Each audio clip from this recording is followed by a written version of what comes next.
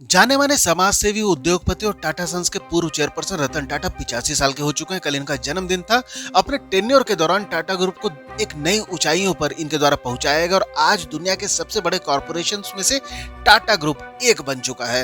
रतन टाटा द्वारा अपना जीवन देश की बेहतरी के लिए समर्पित कर दिया गया। आज का वीडियो इन्हीं को डेडिकेटेड है। एग्जाम विजडम टीम की तरफ से मेरा नाम है आकाश श्रीवास्तव। रतन टाटा जी के बारे में बात करने से पहले टाटा ग्रुप के संस्थापक जमशेदजी टाटा के बारे में सिर्फ एक फैक्ट शेयर करना चाहूंगा, जिससे ये पता लग जाएगा कि आखिर टाटा ग्रुप की फाउंडेशन वैल्यूज क्या है। अभी हाल में हुरून रिपोर्ट और एडेल की फाउंडेशन द्वारा एक सूची तैयार की जाती है, जिसमें पिछले 100 सालों में दुनिया भर में सबसे ज्यादा दान किसके द्वारा दिया गया था।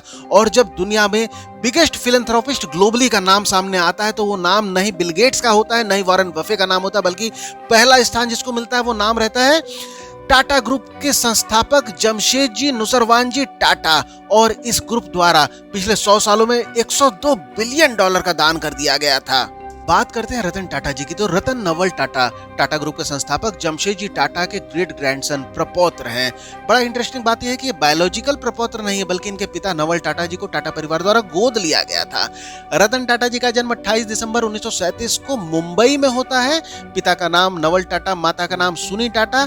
इनका पालन पोषण इनकी दादी नवजबाई टाटा द्वारा किया जाता है। रतन टाटा जी की पढ़ाई लिखाई के बारे में बात कर ली जाए तो कॉर्नेल यूनिवर्सिटी यूएस से इनको आर्किटेक्चर और स्ट्रक्चरल इंजीनियरिंग की डिग्री मिलती है। इसके अलावा हार्वर्ड बिजनेस स्कूल यूएस से ये मैनेजमेंट की डिग्री लेते हैं। 1962 में सिर्फ एक असिस्टेंट के तौर पर ये टाटा ग्रुप को ज्वाइन करते हैं। बाद में 1971 में डायरेक्टर इंचार्ज इनको बनाया जाता है नेशनल रेडियो और इलेक्ट्रॉनिक कंपनी लिमिटेड का। 1991 में जेआरडी टाटा टाटा ग्रुप के अध्यक्ष के पद को छोड़ते हैं और अपने उत्तराधिकारी के तौर पर जिसका नाम सामने लाते हैं वो नाम बनता है रतन टाटा का। और ये वो दौर था जब भारतीय अर्थव्यवस्था उदारीकरण के दौर से गुजर रही थी और इसी दौरान टाटा ग्रुप का कायाकल्प रतन टाटा के नेतृत्व में शुरू किया जाता है। 1998 में टाटा ग्रुप द्वारा पहली यात्री कार टाटा इंडिका को लॉन्च की जाती है।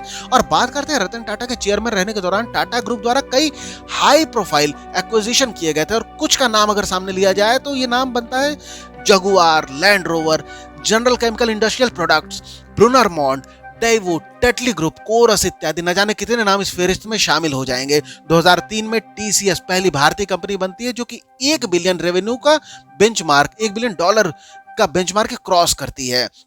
और इसके अलावा बात कही जाए तो रतन टाटा द्वारा टाटा ग्रुप को विश्व पटल पर लाकर खड़ा कर दिया जाता है। 1991 में ये चेयरपर्सन बनते हैं। 2012 में ये इस पद से उतरते। 21 साल के करियर में टाटा ग्रुप के रेवेन्यू को 46 गुना और नेट प्रॉफिट को 51 गुना इनको द्वारा बढ़ाया जाता है। कुछ अचीवमेंट की अगर बात कर ली जाए तो भारत सरकार द्वारा रतन टाटा को 2000 में और सन 2008 में क्रमशः भारत के तीसरे और दूसरे सर्वोच्च नागरिक सम्मान पद्म भूषण और पद्म विभूषण से सम्मानित किया जा चुका है। और रतन टाटा जी को Ohio state university, Cambridge university, London school of economics आदि में ऑनरी डिग्री भी मिली हुई है। इसके अलावा सिंगापुर सरकार द्वारा इनको ऑनरी सिटीजनशिप का भी अवार्ड मिला है 2007 में। और बात करते हैं एक इंटरेस्टिंग स्टोरी की, जब रतन टाटा द्वारा प्रिंस चार्ल्स के पुरस्कार को स्वीकार नहीं किया जाता क्योंकि रतन टाटा का कुत्ता बीमार रहता है। घटना होती है 6 फरवरी 2018 की, जब तत्कालीन प्रिंस चार्ल्स रतन टाटा को बकिंघम पैलेस में फिलैंथ्रोपी के लिए लाइफ टाइम अचीवमेंट पुरस्कार देने के लिए बुलाते हैं। और लेकिन रतन टाटा इस कार्यक्रम के लिए नहीं आ पाते हैं क्योंकि उनका एक कुत्ता उस वक्त अस्वस्थ था। और इस घटना को याद करते हुए सुहेल सेठ, जिनको रतन टाटा के साथ जाना था, वो कहते हैं कि टैगो और टीटो, जो कि रतन टाटा के कुत्ते का नाम है, उनमें से एक काफी बीमार पड़ गया था और रतन टाटा इस वजह से आने के लिए मना कर देते हैं। और जब सुहेल सेठ इस बात को प्रिंस चार्ल्स से बताते हैं तब प्रिंस चार्ल्स कहते हैं कि that's the man Ratan is. और आगे प्रिंस चार्ल्स ये भी कहते हैं that's why the house of Tata is what it is, that's why it's on stable course. Prince Charles कहते हैं रतन टाटा के बारे में कि वह एक मर्द है और रतन ही ऐसे व्यक्ति हो सकते हैं। और यही कारण है कि टाटा हाउस आज भी वैसा ही है और यही कारण है कि टाटा ग्रुप एक स्थिर मार्ग पर अग्रसित है। इसके अलावा आगे हम बात करते हैं, चूंकि जब भी बात होती है रतन टाटा की तो हमेशा उपलब्धियों की बात होती है, व्यावसायिक उपलब्धियों की बात होती है, लेकिन निजी जीवन के बारे में और विशेष तौर पर इनके लव लाइफ को कभी डिस्कस नहीं किया जाता।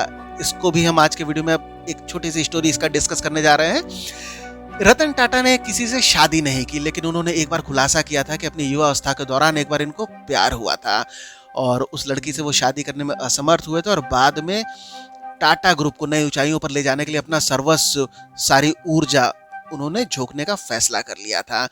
बात करते हैं उस घटना की। कथित तौर पर रतन टाटा को महिला से वो जब मिलते हैं, जब ये लॉस एंजलिस में यूएस में एक आर्किटेक्चर फर्म में काम कर रहे होते हैं। उस समय इनको महिला से इश्क होता है और ये उससे शादी करना चाहते हैं, लेकिन रतन टाटा को उसी वक्त भारत भी लौटना पड़ता है क्योंकि इनकी दादी की तबीयत काफ़ी खराब हो जाती है, उनकी देखभाल के लिए इनको लौटना होता है। तब रतन टाटा सोचते हैं कि महिला को अपने साथ भारत में ले आएंगे, विवाह करेंगे। लेकिन ये वो दौर था जब 1962 में भारत चीन का युद्ध होता है और महिला के माता पिता को रतन का यह विचार पसंद नहीं आता है और रिश्ते से मना कर दिया जाता है और यहीं पर ये रतन टाटा का इश्क भी खत्म हो जाता है। रतन टाटा ने कभी भी महिला की पहचान उजागर नहीं की और कभी किसी और से भी विवाह नहीं किया। 2011 में रतन टाटा खुद कहते हैं कि मैं 4 बार शादी के करीब आया था और हर बार मैं डर के मारे या किसी न किसी कारण से पीछे हट गया। अब बात करते हैं रतन टाटा के गोल्डन रूल्स की, जो कि इनकी सफलता की कुंजी माने जाते हैं। रतन टाटा जी कहते हैं कि मुझे ऐसा काम करने में सबसे ज्यादा खुशी होती है जो आम आदमी सोचता है कि करना असंभव है। और रतन टाटा सिर्फ इसको कहते नहीं है। जब टाटा नैनो लॉन्च होती है, किसने सोचा था 21वीं सदी में उपभोक्ताओं को महज 1 लाख रुपए की कीमत वाली एक किफायती कार मिल सकेगी। तब टाटा का यह कथन चरित्रार्थ हो जाता है। इसके अलावा रतन टाटा जी कहते हैं कि अगर आप तेजी से आगे बढ़ना चाहते हैं तो आपको अकेले ही चलना होगा, लेकिन अगर आप दूर तक जाना चाहते हैं तो आप साथ साथ चलिए। और रतन टाटा हमेशा सहयोग और टीम वर्क को इंपॉर्टेंस देते हैं और परिणाम स्वरूप टाटा ग्रुप को बड़ी सफलता के लिए उन्होंने नेतृत्व भी किया। रतन टाटा जी आलोचना करने वालों से कभी भी डरते नहीं। वो एक मंत्र देते हैं कि लोगों द्वारा आप पर फेंके गए पत्थरों को इकट्ठा कीजिए और उनका उपयोग एक सुंदर स्मारक बनाने के लिए कीजिए। इसके अतिरिक्त रतन टाटा जी कहते हैं कि मौलिकता सफलता की कुंजी होती है। रतन टाटा जी का मानना है कि दूसरे की नकल करने की कोशिश करने वाला व्यक्ति कभी भी क्षणिक रूप से सफलता तो प्राप्त कर सकता है, लेकिन दीर्घकालिक सफलता उसको नहीं मिल पाएगी। और रतन टाटा अक्सर ये दावा करते हैं कि व्यक्ति की सोच यह निर्धारित करती है कि वह सफल होगा कि नहीं। जिस तरीके से लोहे को नष्ट नहीं किया जा सकता, लेकिन उसका जंग खुद उसको समाप्त कर सकता है, इसी तरीके से केवल एक व्यक्ति की अपनी मानसिकता उसे नष्ट कर सकती है। दोस्तों, आज के वीडियो में इतना ही। अंत तक बने रहने के लिए धन्यवाद।